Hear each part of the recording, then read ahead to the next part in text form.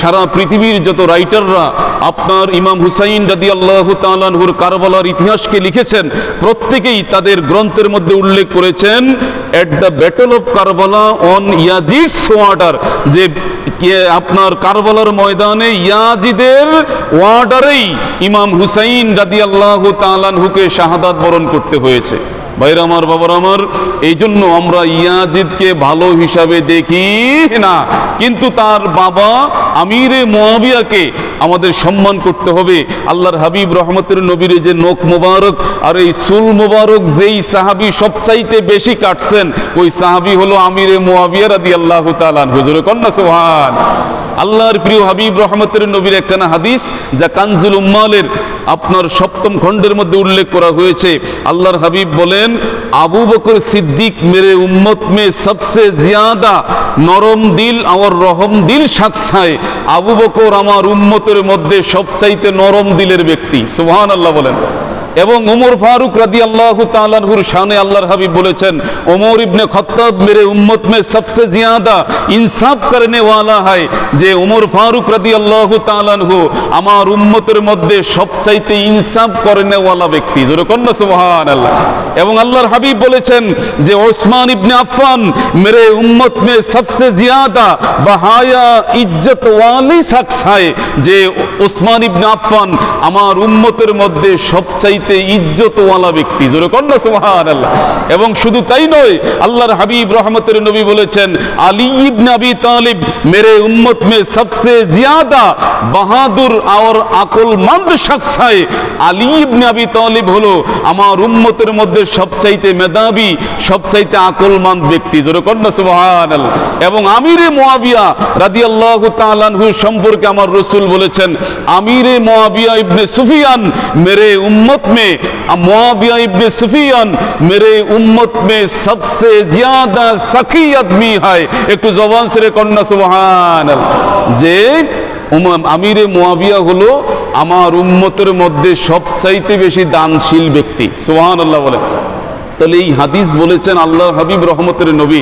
আমিরে মুয়াবিয়ার ব্যাপারে এক ব্যক্তি আমিরে মুয়াবিয়াকে খুব বেশি গালাগালি করত।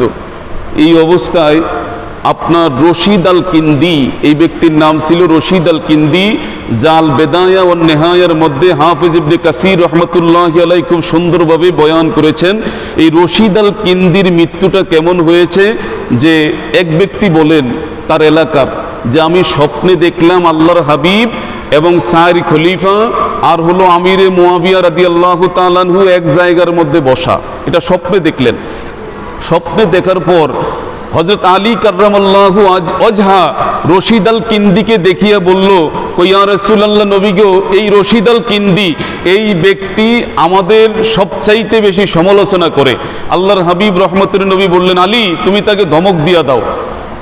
আলী রাদিয়াল্লাহু তাআলা আনহুকে এবার ওই ব্যক্তিকে যখন আলী ধমক দিলেন, ওই ব্যক্তি বলল আমার রসুলকে, ইয়া রাসূলুল্লাহ, নবী গো, আমি আপনার সাইর খলিফার সমালোচনা করি না, আমি সমালোচনা করি আমিরে মুয়াবিয়ার। জোরে কন্না নাউযুবিল্লাহ, আরো জোরে কন্না নাউযুবিল্লাহ, যে আমি আমিরে মুয়াবিয়ার সমালোচনা করি। তখন আল্লাহর হাবিব রহমতের নবী, মায়ান নবী আলী রাদিয়াল্লাহু তাআলা আনহুর হাতের মধ্যে একটা তলোয়ার দিলেন, অথবা একটা বর্ষা দিলেন। বর্ষা দিয়া বলল, তুমি তার বুকের মধ্যে নিক্ষেপ করো অথবা তাকে জবাই করো। আল্লাহু আকবার বলেন। তাহলে এই ব্যক্তি বলেন, আলী রাদিয়াল্লাহু তাআলা আনহু তাকে আঘাত করলেন স্বপ্নের মধ্যে। আমার স্বপ্ন ভেঙে গেল। সকালবেলা ফজরের নামাজের পরে আমি রশিদ আল কিন্দির বাড়ির মধ্যে গিয়া দেখি রশিদ আল কিন্দি এই রাত্রিবেলায় হত্যা হয়েছে। জোরে কন্না সুবহানাল্লাহ।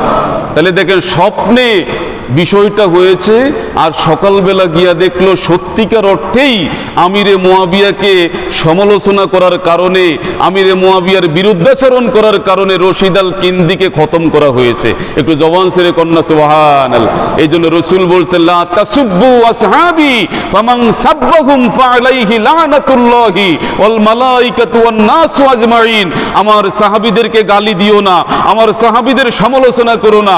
যে ব্যক্তি আমার সাহাবীদের সমালোচনা করবে, আমার সাহাবীদের গালি দিবে, কয় তার প্রতি আল্লাহর গজব পড়বে, তার প্রতি ফেরেশতাদের গজব পড়বে, তার প্রতি সমগ্র বিশ্বের মুসলমানের গজব পড়বে। জোরে কন্না নাউযুবিল্লাহ। ও ভাইরা আমার, বাবার আমার রাসূল বলছেন যে আসহাবি মিসলু আসহাবি ফি উম্মতি কাল মিলহি ফি তাআম লা ইয়াসলাহু তাআমু ইল্লা বিল মিলহি। যে আমার সাহাবীদের মিসাল मेरे उम्मत में खाने में नून किसी है, যে খানে মে নুম কিসি হয়, আমার উম্মতের মেসাল, আমার উম্মতের মধ্যে আমার সাহাবীদের মেসাল হলো খানার মধ্যে লবণের মতো। সুবহানাল্লাহ বলেন। যে আমরা এই যে খাবার পাকাই, তরকারি পাকাই, এই তরকারির মধ্যে যদি লবণ না দেওয়া হয় তাহলে তো আমরা খাইতে পারি না। কয় ঠিক তেমনি ভাবে আমার এই উম্মতের মধ্যে আমার এই সাহাবীদের অবস্থাগুলো খাবারের মধ্যে লবণের মতো। একটু জবান ছেড়ে কন্যা সুবহানাল্লাহ। असहाबी का नुजूम फबी अय्यिहिम इक्तदाइतुम इहतदाइतुम, जिसके कभी इक्तदा करोगी हिदायत पे जाओगी। একটু জবান ছেড়ে কন্যা সুবহানাল্লাহ। যে কারো তোমরা আমার সাহাবীদের অনুসরণ করবা, হেদায়েতের মালা তোমরা পেয়ে যাবা। এই জন্য ভাইরা আমার, বাবার আমার, আল্লাহ বলছেন রাদিয়াল্লাহু আনহুম ওয়া রাদুআন, আল্লাহ তাআলা তাদের প্রতি রাজি, তারাও আল্লাহর প্রতি রাজি। সুবহানাল্লাহ বলেন। এই জন্য আমাদের সাবধান হয়ে কথা বলতে হবে। আল্লাহর হাবিবের কোনো সাহাবীর সমালোচনা করা যাবে না। এবং আমিরে মুআবিয়া সহ হযরত আলী কাররামাল্লাহু ওয়াজহার যেই সিফফিনের যুদ্ধকে কেন্দ্র করে যেই সমালোচনা অনেকে করেন, অতএব আল্লাহর হস্তে তাদেরকে বলবো এরকমের কোনো সমালোচনা করা আমাদের পক্ষে শোভনীয় নয়। আল্লাহ তাআলা যেন আমাদেরকে হেদায়েত নসিব করে, বলুন আমিন।